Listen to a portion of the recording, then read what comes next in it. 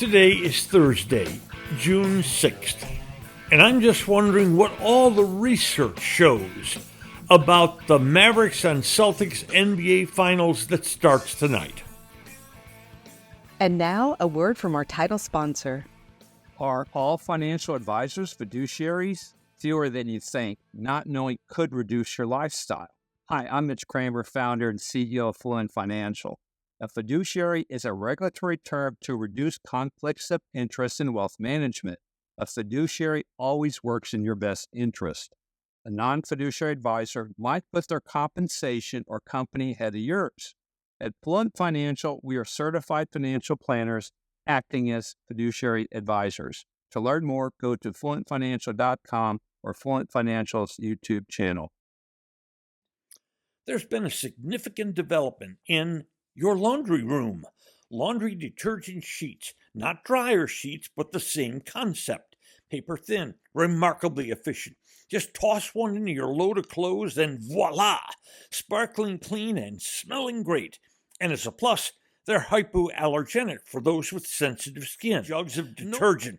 Jugs that just wind up in trash heaps. It's easy to get your laundry detergent sheets. Just go to the link in today's podcast episode. Introducing Star Power Smart Home Solutions, where cutting-edge technology meets effortless living. Control your entire home with just a tap on your smartphone. Adjust the lights, set the perfect temperature, and ensure your home is secure, all from the palm of your hand. Star Power has the experts that will transform your house into a secure, smart home. Experience the ultimate solution in comfort and security for your family. Get started at GetStarPower.com. Star Power, where innovation meets home. Boy, do I have a lot of stuff for you. Let's start with the numbers and what Vegas feels about this series. They have made the Celtics a pretty heavy favorite, 225, and the Mavericks a plus 188 underdog. What that means is, if you like the Celtics to win the series, you must wager $225 to win $100. And if you like the Mavericks, you wager $100, and if they win the series, you get $188 back. That's pretty attractive.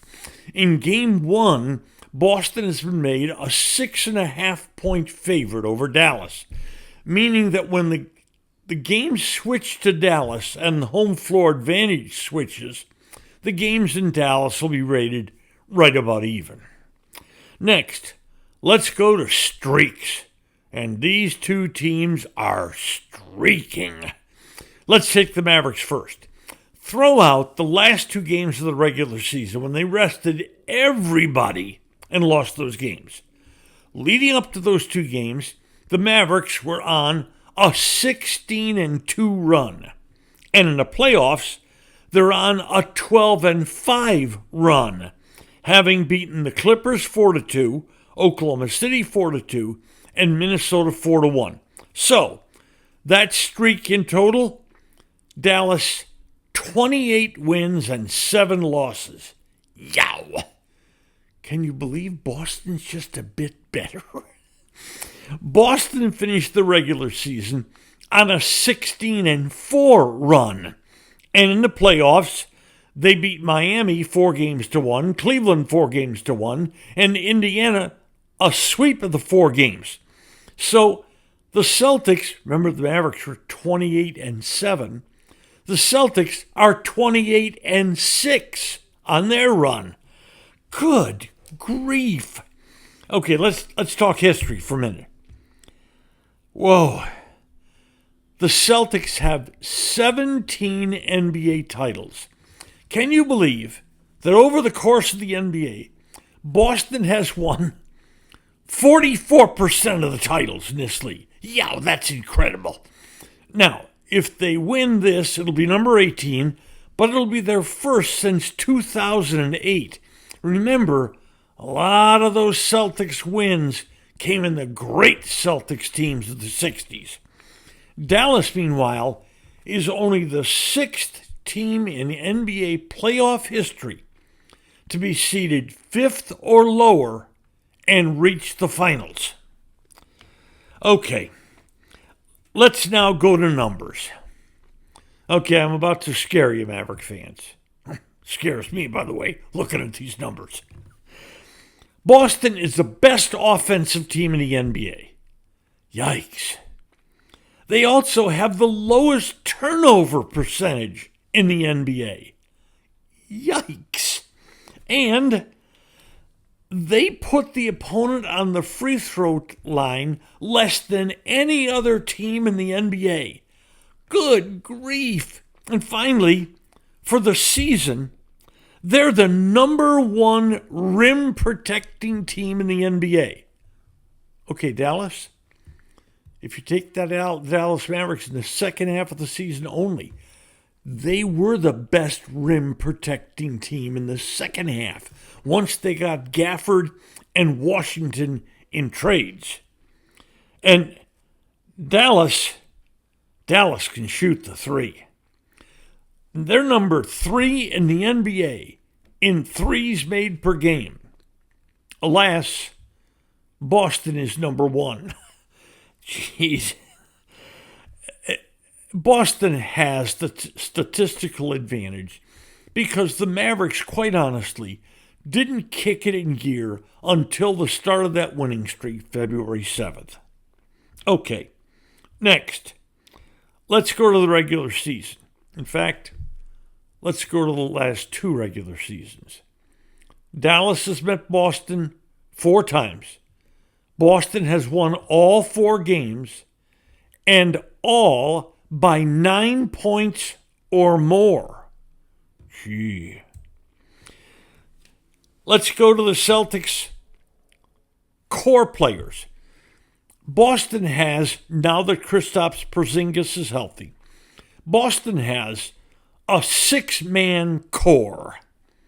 Tatum, Brown, Drew Holiday, Derek White, Al Horford, and Kristaps Porzingis. Now, they do play 2 other players off the bench and give them fairly legitimate minutes. Peyton Pritchard, a shooting guard, and Sam Hauser, a forward. Beware of those 2.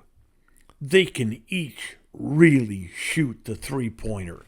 In fact, beware of all 8 of those Boston players. Every one of them can shoot three-pointers. The worst three-point shooting percentage of those 8 players is 35%. Golly gee. Let's go to the Mavericks. They use, well, a little bit more than a 6-man core. Now that Maxi Kleber is healthy, he's a critical reserve for them. He and Derek Lively and Josh Green all come off the bench in support of the starting 5. And Coach Jason Kidd will mix in Jason Hardy and Tim Hardaway off the bench occasionally. So the Mavericks are about an 8-man rotation, and Boston's about an 8-man rotation. Next, let's go to how these teams match up. What will they try to do against each other? Well, let's take what Dallas does defensively. Put Luka on Al Horford. Horford's a good three-point shooter, but he's not a guy that runs you ragged running around the floor. And he's not a guy that'll put the ball on the floor and drive like crazy. And that enables Luka to save energy. Put Kyrie on Derek White or Drew Holiday, one of those 2. Put Derek Jones, the fine defensive forward, on the guard Jaylen Brown. He can handle guards. Derek Jones is the best defensive player the Mavs have. Put P.J. Washington on Jason Tatum. And put, here's your problem, Maverick fans. Put Gafford on Kristaps Porzingis? I don't think so. I don't think Gafford comes way out on the floor to cover Porzingis, who is a very solid three-point shooter. So what happens to Gafford during the series? I'm going to suggest his playing time decreases. He doesn't get lost, but it decreases, while the Mavericks put Derek Lively, a far more active defender, out on the floor on Porzingis, or Maxi Kleber. Kleber is a fine defensive player, and I kind of think Kleber's going to spend a lot of his minutes covering Porzingis in this series. Now, let's go to the other side. What does Boston do? Well, I think they put Jason Tatum on P.J. Washington, just like at the other end, those two see each other. I think they put Jaylen Brown on Luka Doncic. Jaylen Brown's a fine defensive player. He took Doncic during the regular season, and he wants to take him again. And he's upset about being left off the all-defensive team in the NBA. Meanwhile, maybe their best defensive player, Drew Holiday, I think he draws Kyrie Irving. Derek White on Jones, yeah, I think so. I think that's when he's on the floor. And what does that leave for Horford? Well, I mean, probably Horford covers Jones when he's on the floor. And Porzingis, well, he's a rim protector. And the Mavericks' big men, Gafford and Lively, they don't go out and stretch the floor. They don't go out there and shoot three-pointers like Porzingis does the other end.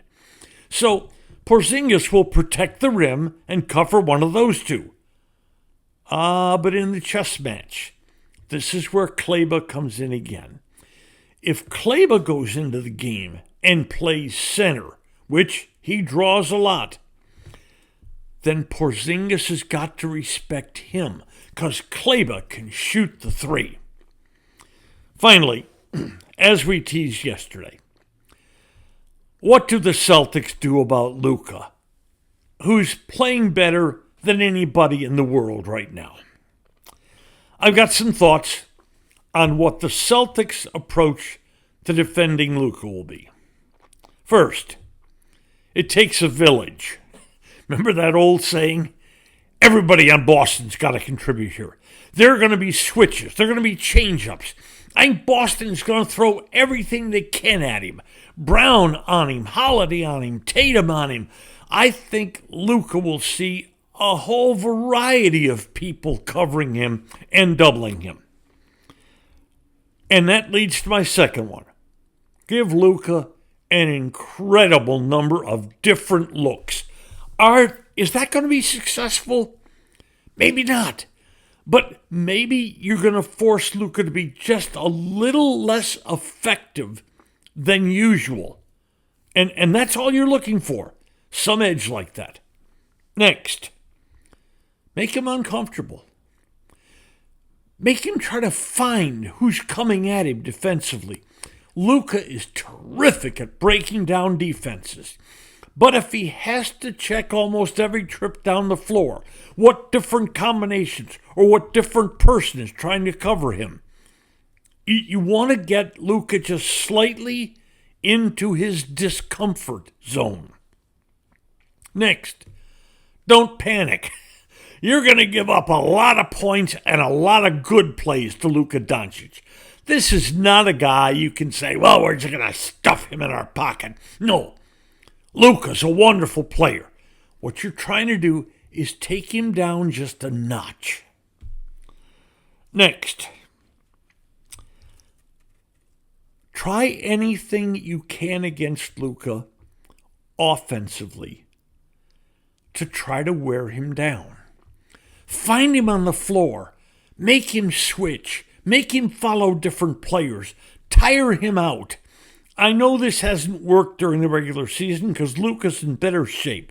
But here, again, you're looking for just that little edge. Luka plays 37, 38, 40 minutes or more a game. See if you can make him as tired as possible as you enter the last 5 minutes of games. And finally, this bit of weirdness I uncovered as I look through all this research and all these numbers in this series. Luka Doncic led the NBA in scoring this season. When was the last time a team with the leading scorer in the NBA won the title?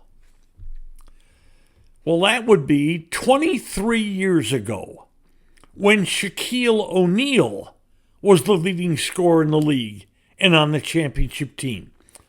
And before that, you got to track all the way back to the 1971 Milwaukee Bucks when Lou Alcindor was the leading scorer in the league and led them to a championship. That's right, Lou Alcindor, which was Kareem Abdul-Jabbar's name before he changed it to Kareem Abdul-Jabbar. So the leading scorer in the NBA has won a championship ring only once in the last 52 years in this league. Finally, my thoughts. Kyrie and Luka form the best tandem in the league right now, with no offense to Jaylen Brown and Jason Tatum. They're going to be outstanding, despite the fact that Boston can put good defensive players on them. These two are wonderful players. If Dallas can keep Kristaps Porzingis from hurting them, I think the other matchups work for Dallas. And I think at the price you're being offered for Dallas, I'd have a slight lean to taking that price with the underdog Mavs.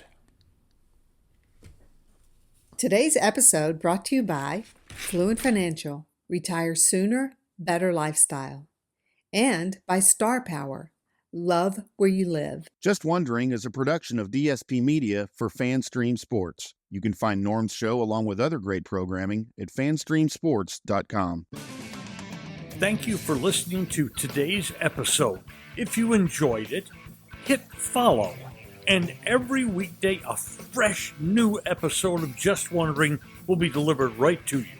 And if you enjoy this podcast, please share it with a friend.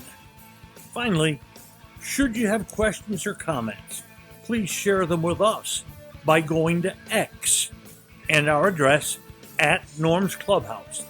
That's Just Wondering with Norm Hitzges. And every day, I'll be just wondering about something. And I'm Mary Hitchkus, and I'm just wondering too.